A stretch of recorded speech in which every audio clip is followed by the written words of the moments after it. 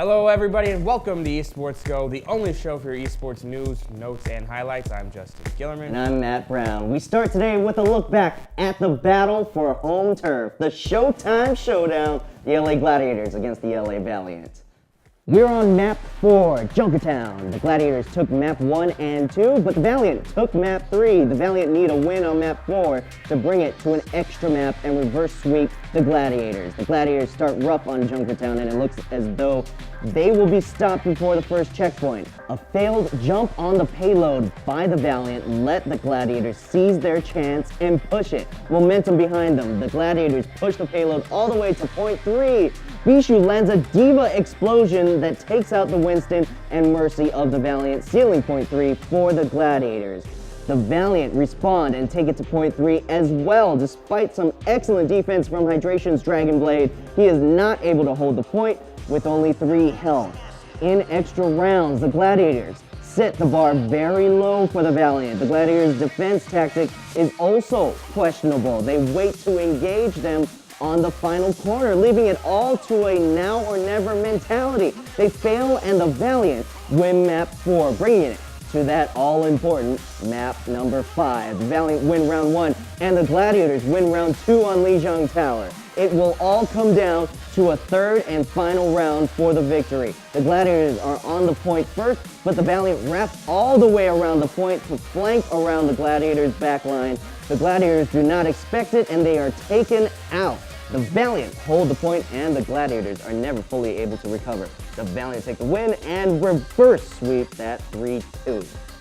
Justin, this was a match worthy of its venue. The two host teams, if you will, of the inaugural season fought to the bitter end, and what a conclusion. A few times we saw the intensity pick up and the drama pick up when a team hit 99% at Lijiang Tower, and in the end, the Valiant pulled off that comeback. Oh, the good old reverse sweep. Yeah. We saw one last week. We see another one this week to cap off a good Wednesday by the Valiant today. The Gladiators looked strong, executed their game plan right away, really put the Valiant on their heels, let them make a mistake, and they capitalized. That's how the Gladiators won those first 2 maps. However, when map 3 hit, we started to see the Valiant become more aggressive. The ults weren't being held onto for too long like the first 2 maps, and the star players from the Valiant started to find their groove. Soon in agility started to make their mark, and we saw a completely different team in the last 3 maps that probably caught the Gladiators by surprise, to be honest, and just they couldn't respond in time to take another point.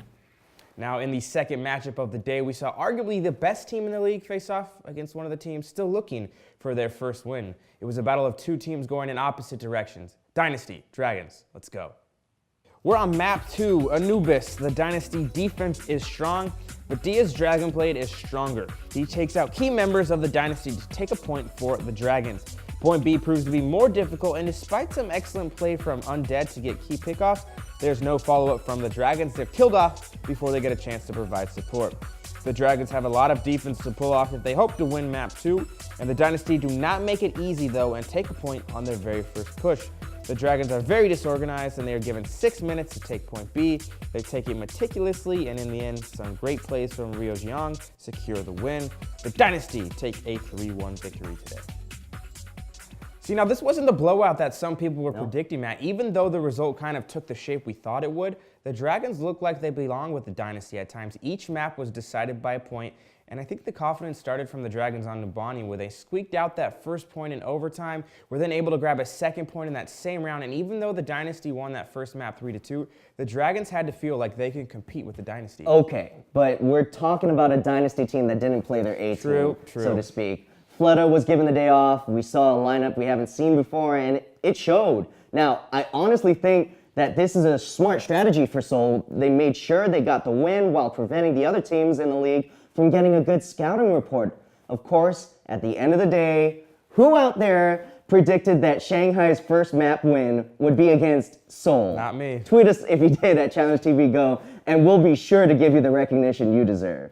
Now, moving on to the London-San Fran match. This was a shot for the Shock to earn their signature win, while the Spitfire looked to remain undefeated. We start on Oasis. Now, the Shock lost the first 2 maps against the Spitfire and are looking to bounce back after halftime.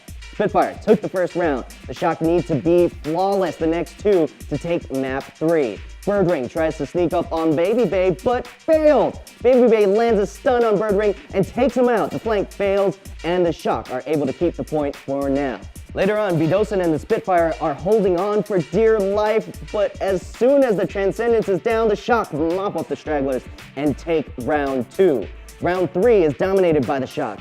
Dante blinks around the point, whittling down the Spitfire while Baby Bay peppers them from above with rockets. Prophet has one last chance to play the hero. He gets off a great Dragon Blade and takes out several Shock members.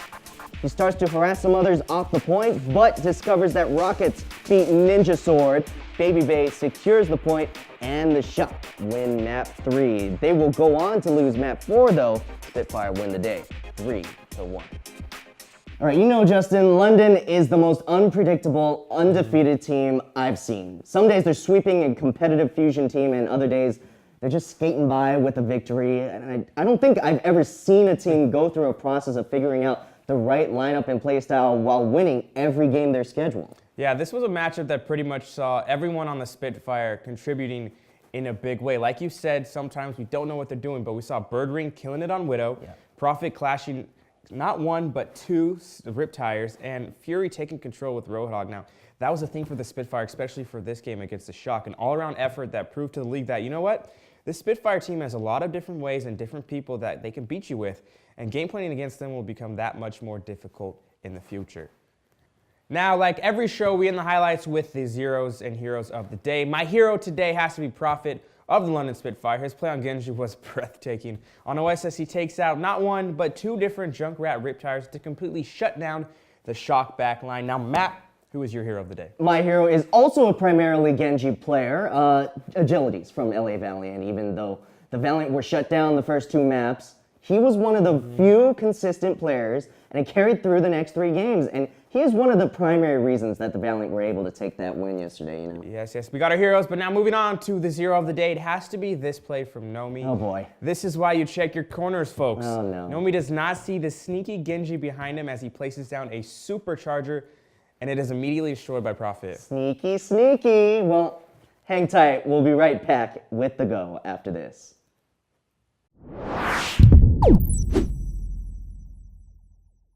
Welcome back to Esports Go. Let's get to your headlines. Tournament organizer ESL is continuing to create new sponsorships for its tournaments. The newest sponsor is the Mac Daddy itself, McDonald's. The Golden Arches will be sponsoring the ESL Meisterschaft tournament. They will be a brand presence at all 3 major live events of the year, but they will also be hosting major raffles and giveaways as well.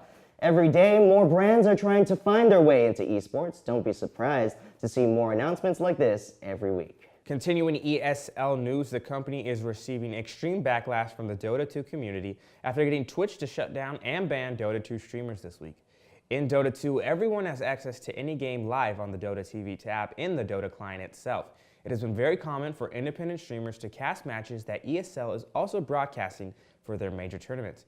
Valve has tried to clarify what should happen in these kind of situations, but has left many people confused. On one hand, it says, "We believe that anyone should be able to broadcast a match from Dota TV for their audience." But that statement is then followed by, "We don't think they should do so in a commercial manner or in a way that directly competes with the tournament organizer's stream." This has not been too much of a problem until ESL's recent change. They have signed an exclusivity deal with Facebook. Now in ESL's eyes, these Twitch pages are in direct competition with them and are stealing views. ESL filed copyright claims against streams, and several streamers were banned from Twitch until they can appeal it. Until a statement is released clarifying the rules on freelance streamers commentating over tournament games, ESL will still be able to ban streamers. Coming up after the break, we'll preview today's Overwatch matches. Stay right here. You're watching The Go. Welcome back, it's The Go. Let's take a look at today's Overwatch League matches. First up today, the Uprising are looking to rise up against the Spitfire. For London, they're looking to have another perfect weekend, having beaten the Shock last night. Yep, for London, it's another opportunity to tinker with their lineups and focus on some team chemistry. Now for Boston, their only hope is that this becomes a trap game for the Spitfire, looking towards their game against Seoul next week. If Boston can grab an early map win, they may get some momentum that could force a very interesting go-around. Now, Matt, what do you say? Cheesesteak or pizza? It's one of the great questions of the modern age, and I just need to know. And yet, if we look at the Philly-New York matchup, I feel like most people would take the XL. But the Fusion have a shot today against New York. New York is taking on a Seoul Friday night. It wouldn't surprise anyone if the XL have looked past the Fusion and focused on their match against the Dynasty, and I think the Fusion have what it takes to maybe pull off the upset. Yeah, Carpe and Shadowburn for the Fusion are top quality DPSs. If Philly's tanks can dive on Pine on the control map, there's no reason to think the Fusion can't surprise the XL and grab a victory. New York needs to focus on the match at hand, take care of business. If they can't, they can head to their match against Seoul with their first loss. Now, our final matchup of the day is going to let us see what a bit of confidence can do. Yeah, both the Mayhem and Outlaws entered a Week 2 match without a win.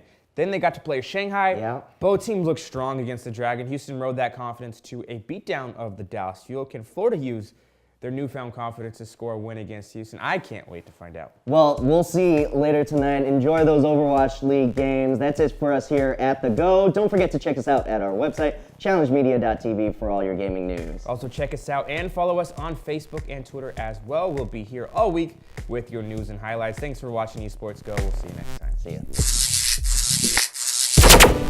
ya.